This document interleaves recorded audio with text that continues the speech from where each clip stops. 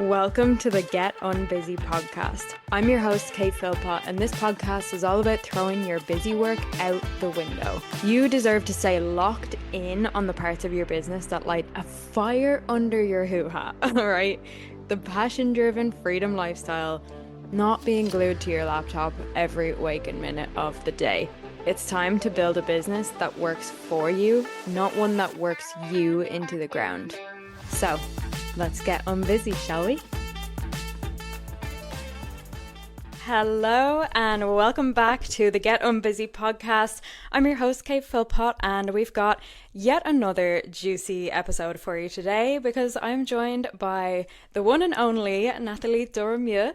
Before I bring Nathalie on, I'm going to give you some background on her. So Nathalie was born in France and is based in France, and she is a membership strategist who helps you turn your expertise into recurring income and also transition from, the launch-based revenue models and scattered tools into scalable, structured membership ecosystems. So that's just music to my ears.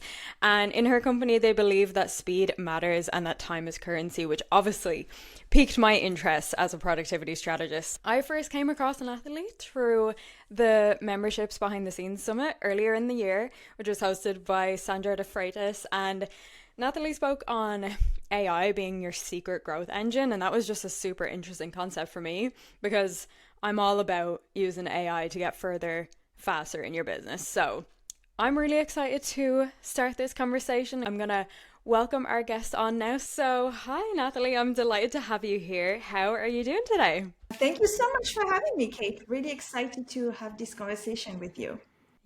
Yeah, this is a juicy topic for sure. I'd love to just start off, obviously, okay, so you use AI with memberships, so that's a really cool interweaving of topics.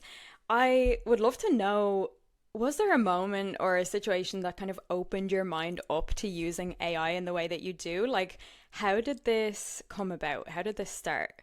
Yeah, sure. So it's actually started to happen really like 4 or 5 years ago. So it is not new, but back then it was a lot more complicated because we didn't have all the tools that we have today. And basically, the way the idea came about is from a client. Actually, that was asking. So I was asking them. I was building memberships. This is what we do at the core, and we were talking about putting replays on the membership. And then she was like, why would we put replays? Because nobody watches replays. Who wants to watch hours of replays? Nobody, right? Right. But she's like, it's great content, but people don't watch it. So we were like, so my husband is my business partner, and he's the AI developer, if you will. Back in the day, we didn't have the tools we have, right? Was like, okay, what can we do to actually help people find the information that you're looking for in these replays? And that's where it was like, well, let's use AI. I mean, our background is in software engineering, and we have a postmaster degree in mind-machine interaction and ergonomics. So it's always been like creating great experience for people has always been at the core of what we do. And so naturally, we're like, okay, she has a problem. How can we fix it? And then you thought, well, we can use AI to help us, to help people find basically the content they are looking for quickly. Yeah. So that's where it all started. It's evolved a lot, obviously, because now we have these tools. Yeah. But that's really where it came about, like solving a problem that our clients had. Okay, I love that. And yeah, this is the thing, because I've definitely had periods in my learning career, we'll say, where I'm like, I want to watch all the replays and I get very excited and over ambitious with it. But like, even if I want to, I can't watch all the replays in the world. So I love that it came from that. We can look for a piece of information without having to search hours through all of this content. So yeah, that's so good. And then previously online that you've said, like, AI can feed action and that can then fuel your results and fuel retention in the likes of a membership. So can you walk us through how that actually looks inside a membership? Yeah, sure. So If we're thinking about that client we were talking about, one of the platforms that we created for them, I'll give you a really concrete example, okay? One of the platforms we created for them was a course where they were teaching home design, home decor. They are called Three Birds Renovation. They have a huge YouTube channel, like it's like a TV show. It's like really, really pretty, and they have all these videos that it's a course, that people would watch, and that was it, like any course. And then we were thinking, like, well, if we look into the client experience, how are they going to use the course? They're probably going to watch it once because they want to learn about how to pick a color. I mean, there is a thing about how to pick the right white color. Like there is a thing, there is a lesson about that. What is the right white color, right? So people consume it that way because they learn, but they also consume it another way, which is when they go back because now they need to pick the paint color, or they need to pick, something else, another piece of design.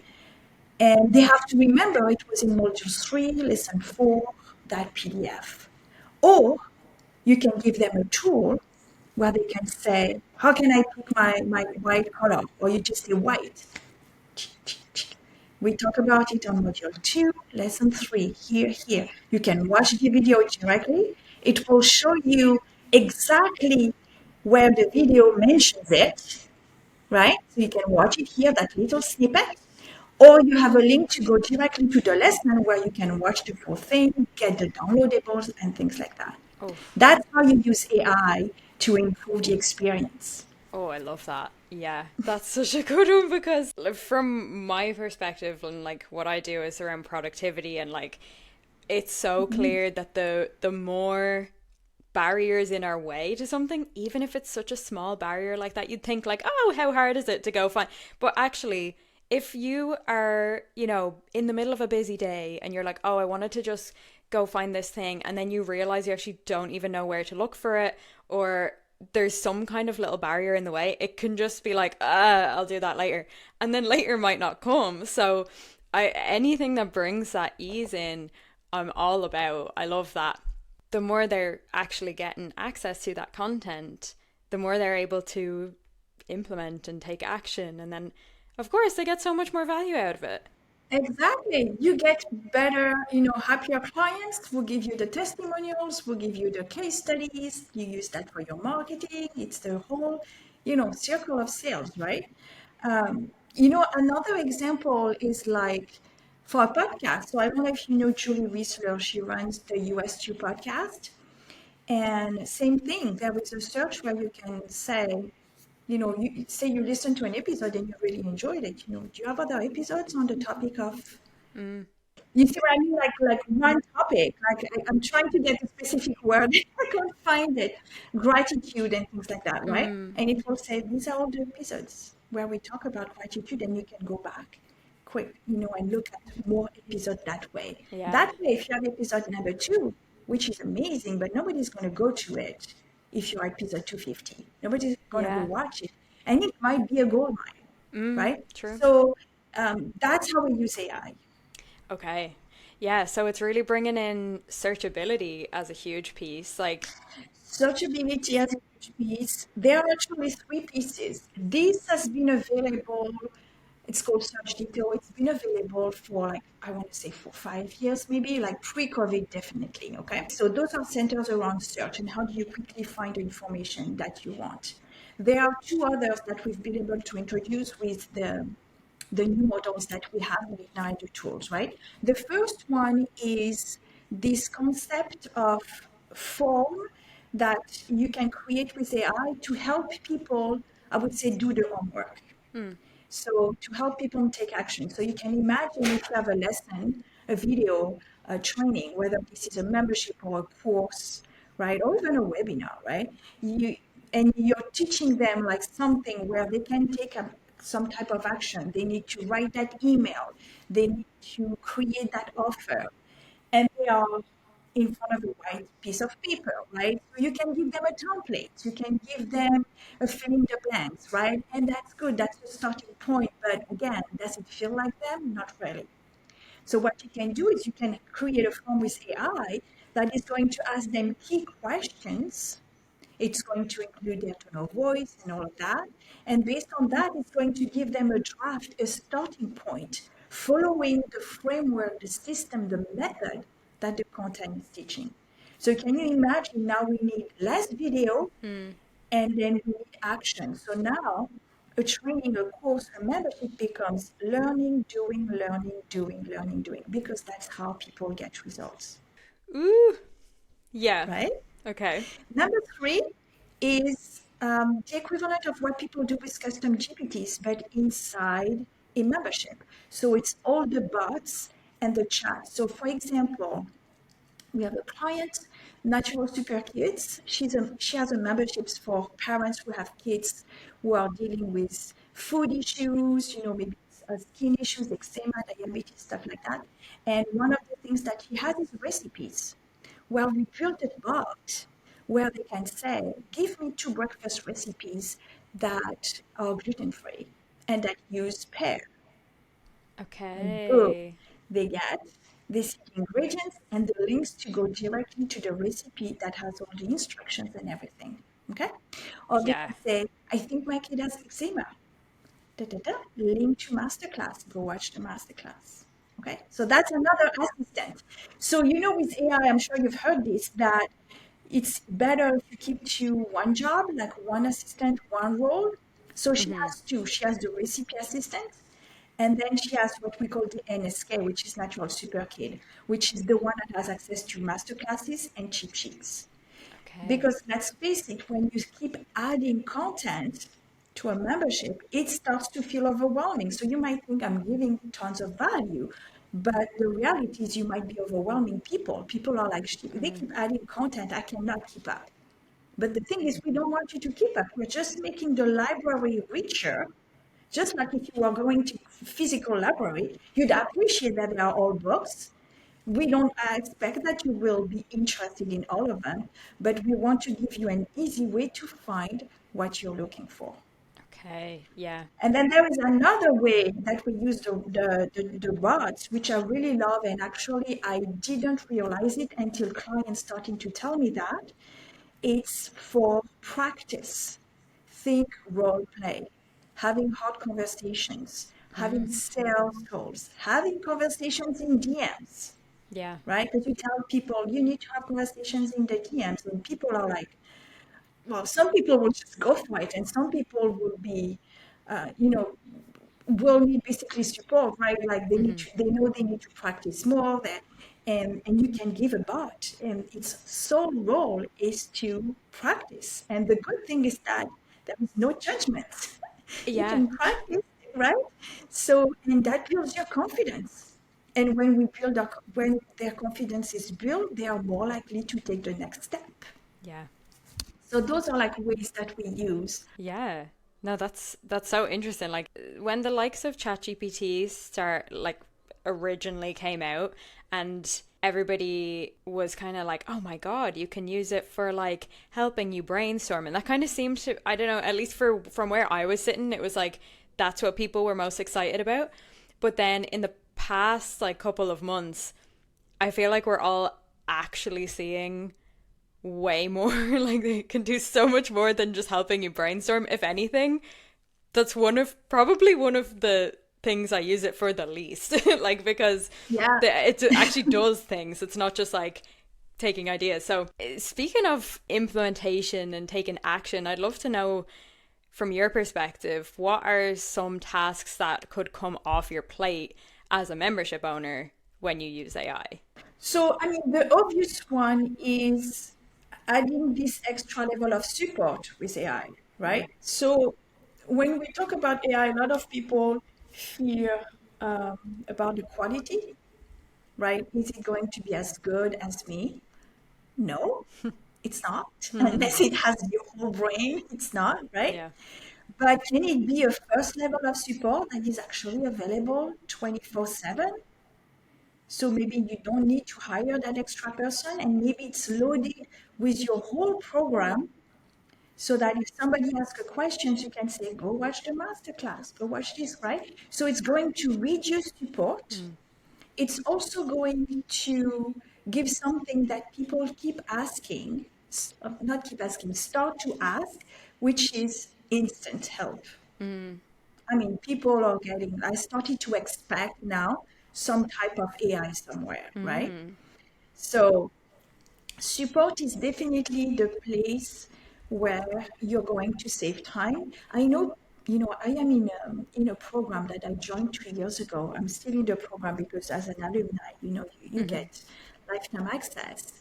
When it has calls, it can stay 4 hours. 4 hours on a call. Who has time for that?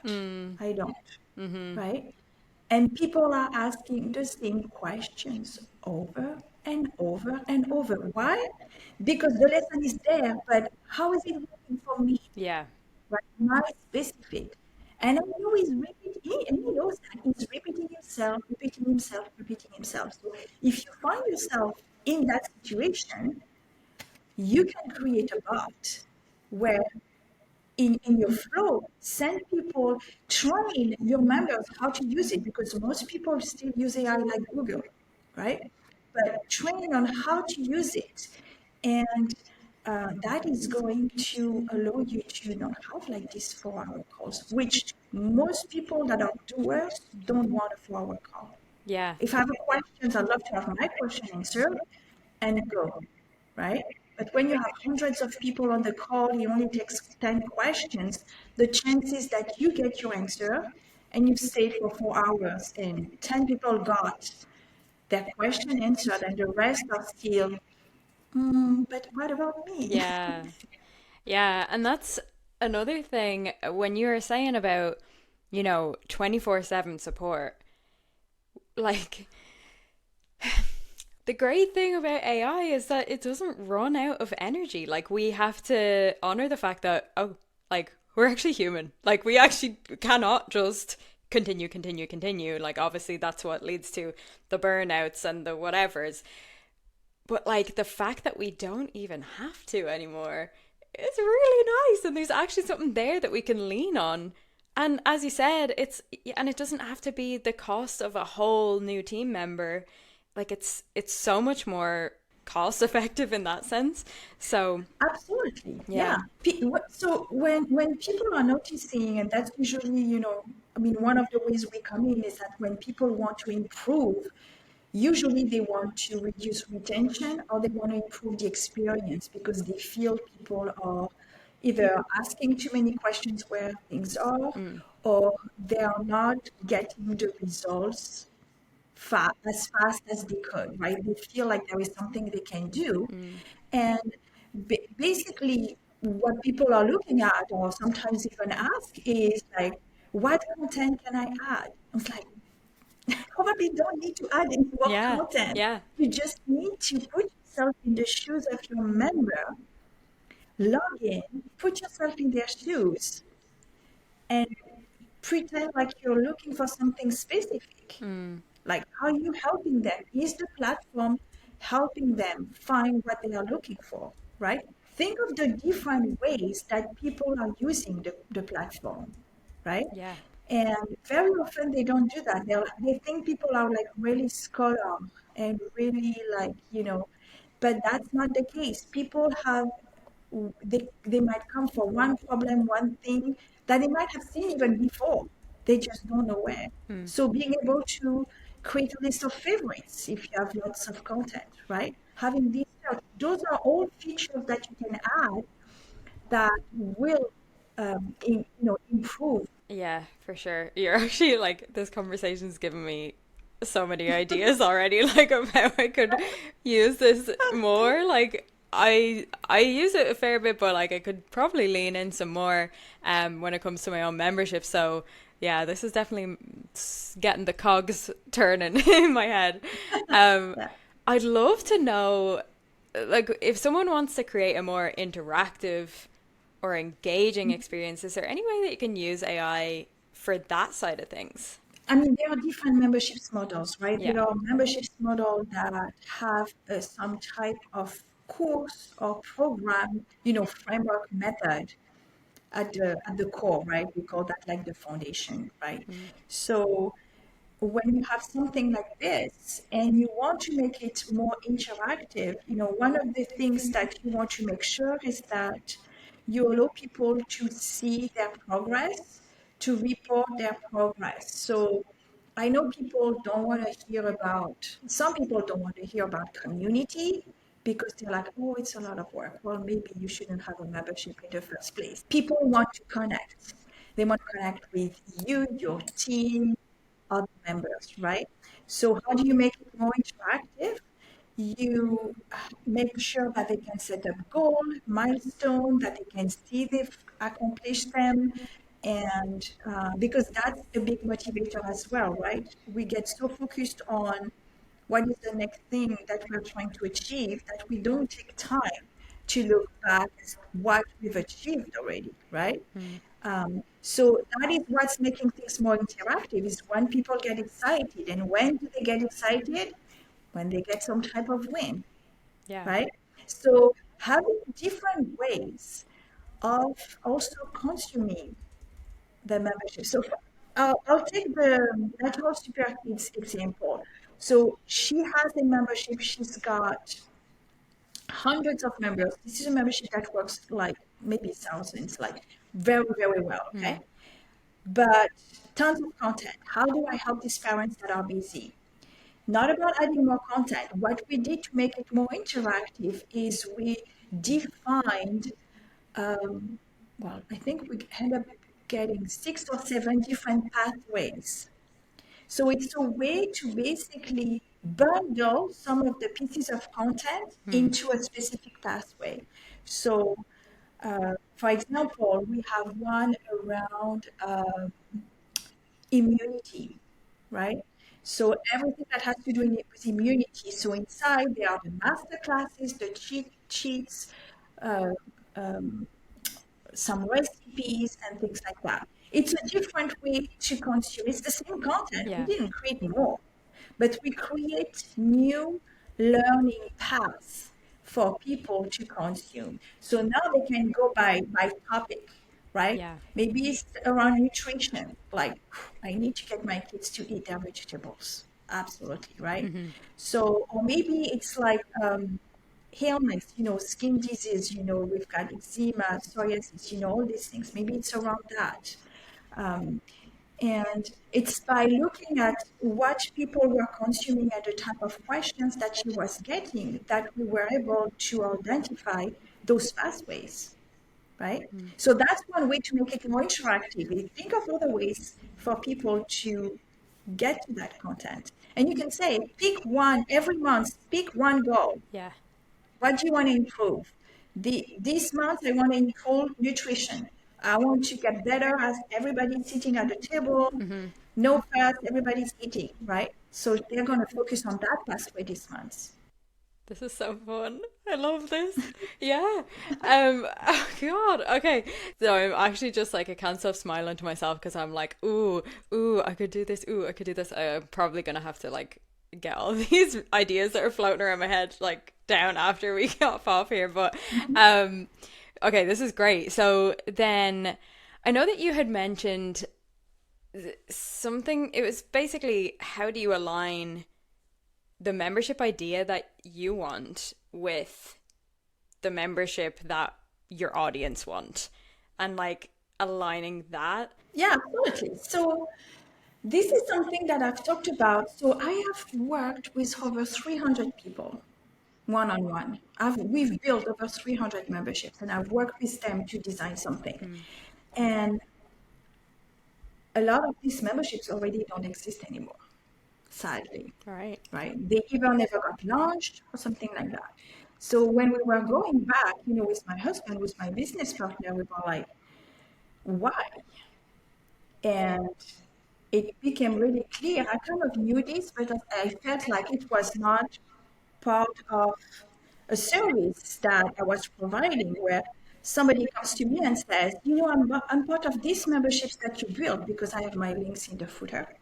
I want something, I want the same, but for like this market, right? Yeah. I'm like, sure. So we create that and never gets launched.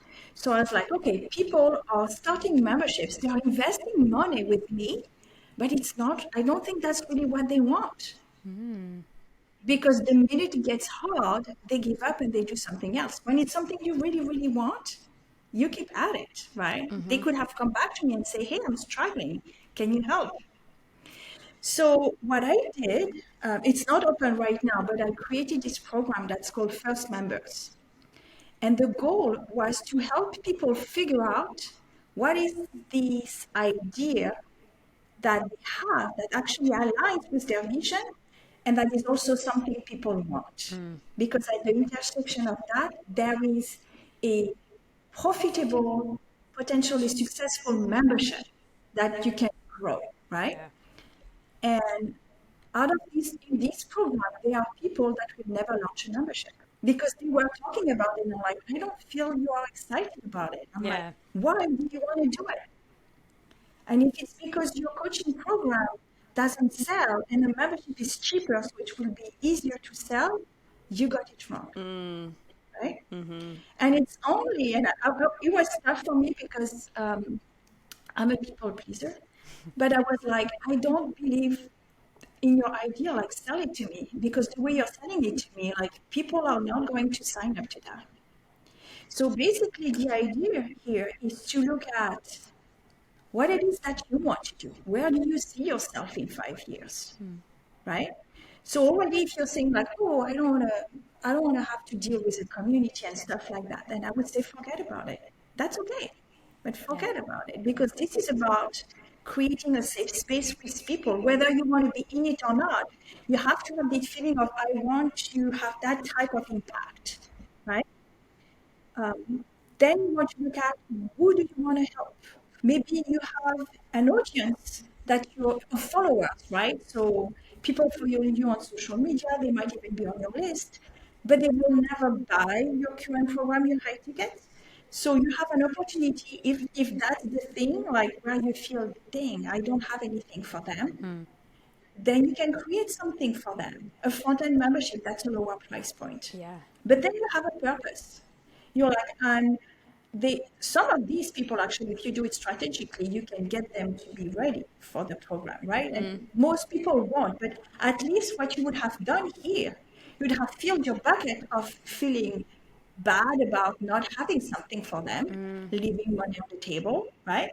And it can be super scalable. You don't have to show up every week or things like that, right? There are ways to make it, especially if it's a lower price point, right? But when you do this, you have a purpose.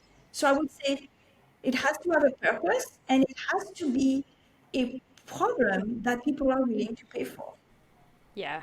right? Yeah. So, or it can be, I'm 54, I'm turning 54 in September. And I'm like, um, you know, for someone that's at that stage of business, you might, if you've been doing lots of one-on-one and things like that, you might think, I want to eventually start to do less, but I have all this knowledge, right? Maybe you're a coach and you're like, I have this method, and how can I leverage that in a way where it's not going to be so much of my time? And you have all these alumni that have been in your group programs over the years, right? You have an opportunity for a higher ticket membership for alumni, right? Secret, exclusive invitation. You have to have worked with me, where you only show up like once a month, and the rest of the time it's a community, and they get access to the your trainings, right, and all the updates and things like that. That is aligned as well because it has a purpose. Yeah. It's an interesting balance, isn't it? Especially, I've definitely, because I feel like any entrepreneur, I've definitely had paths I've gone down that have kind of like, oh, well, that led me to that, and then that led me to that, you know?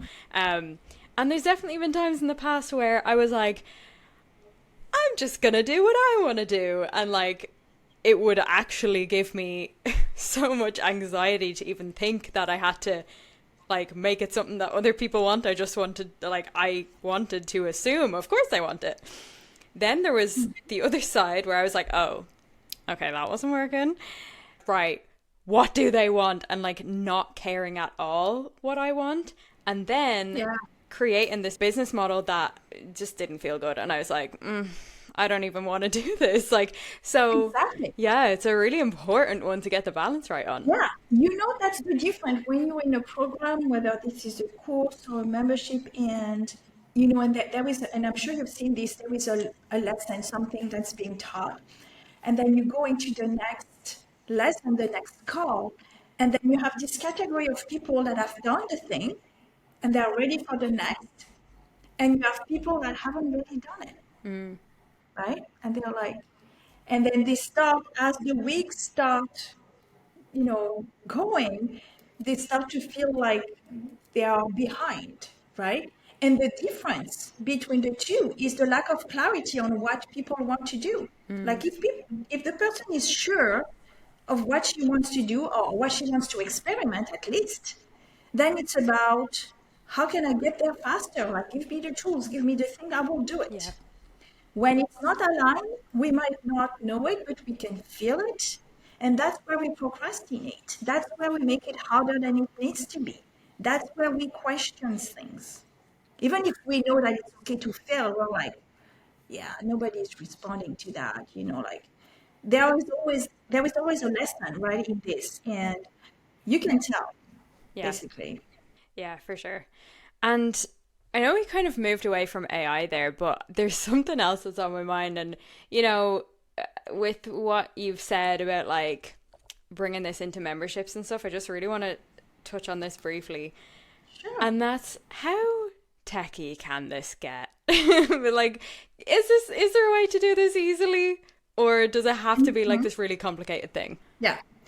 So now they talk about AI, no code, and things like that. Well, first, in order to be no code, there needs to be developers, right? People need to understand that, right? It's never going to be no code for everyone. Yeah. There is somebody that needs to create a tool.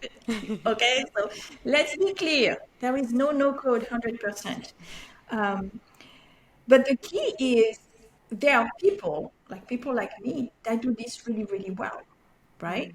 So it's not about limiting yourself to the tools that you know or to your technical skills.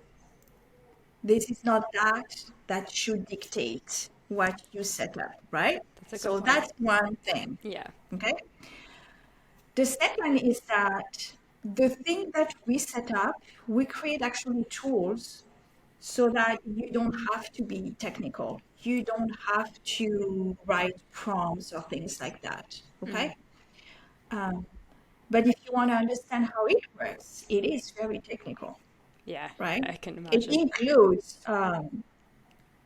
mostly we use the OpenAI APIs, right? And we create software around that are very specific. So you'd imagine we have the forms we talked about, then we have the assistant, which is the chat, looks very much like a custom GPT. So if you think about it, behind there is a knowledge base, so you load it with knowledge. There are conversation starters, you choose your model, you choose your temperature, but you don't need to know these things, right? And if you want to create a new assistant, you basically have an interface to create a new one. You don't have to think about these things, right? So that's what we've created because we didn't want people to feel like they need to know about coding, right? Because like we know its limitations. What people need to know at the business level, like if you're the owner, like if you want to add AI, is one questions that you need to ask yourself.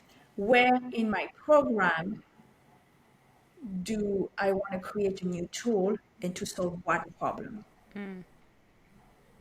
right? So I want to make my support better. I want a quicker support. I want my people to not feel overloaded with so many emails, right? So, or I have this module where people keep getting stuck. I keep getting the same questions on the call over and over and over, and they say they get it. And then they come back the next week and still asking, still asking. Yeah. Okay, is there a tool we can create to help them so they can keep asking the tool? And the tool maybe will explain it differently, give them some examples, and they can brainstorm with the tool and have a conversation with the tool. AI can help your members have a conversation with your content. Ooh. That's basically exactly what it is. That's a beautiful sentence. Yeah. And the beauty is that, like you said, it doesn't get tired. It doesn't judge.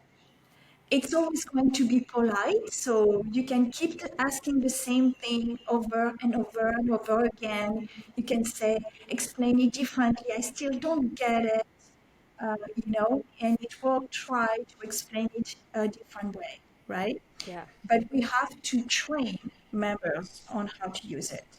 Okay, yeah. That's a good point as well. The great thing about the fact that it's not human is it's not going to reply to you saying, oh, for God's sake, I told you this 5 minutes ago, like da, da, da. Like it's not gonna, it's like, yeah, okay, I'll just explain it a different way, and it doesn't have to be limited by that. So yeah. Well, there's a lot to think about here. I feel like this is a really good spot to kind of let the listeners absorb and think about their own next steps.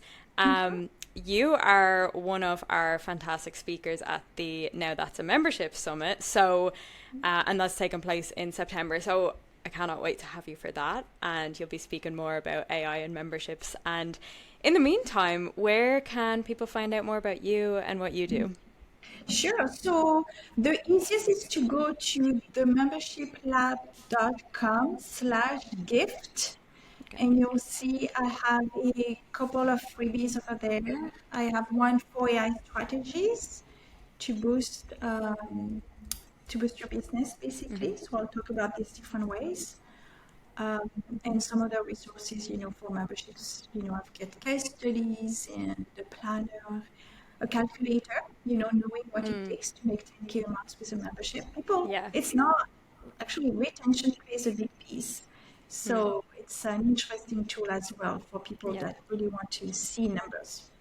Yeah, I'm a big numbers person. A lot of the time I'm like, I don't know. And then I see numbers and I'm like, oh, okay, I see the potential here. Right.